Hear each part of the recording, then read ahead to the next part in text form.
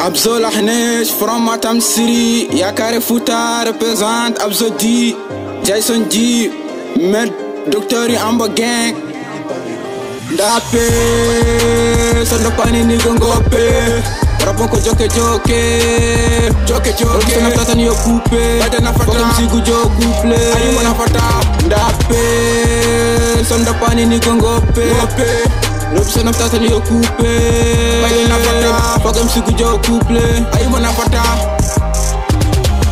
Yeah, mare mo mi nani onon kewi jeje wadde hikma mi jaggo on mi derem nani joni so don zu bolon borto ko karate ka me gaka mala karate ka gaka hakkile namni dum wadi mbar arit mon goppere pona ko mon MCD MTM ne kewi giri mon fone kiri jagga microphone haddana fan nahna ndor haddira volti mon ndor haddi kotti Abzo dinam boyo umar daro pona daro gadmu ko 2020 bar nyaadi ko coronavirus so dara famna te couvre-feu so ma ngonta virus mino mon ngona gotu gaka nyamde wenne nokul kala fongu pour tawana giri ko minen tekkiri kala so minen katten dum sama wana sama to kabi kirse mamon minen fekko jimin pitat sam tay be rapem itat sino be pitat fok black star la so woni minu so mini papa manan hay ngokka min so mi espiro mi yerta kokka sa fami njokka MCD kewi dose on bawa cause what me on who's dape sando pani ni gongope rapon ko joke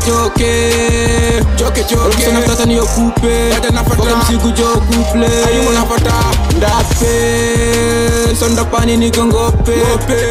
Robson of Tata Niyo Coupe, Badana Fata, Pagam Msigu Jo Couple, Ayumana Fata.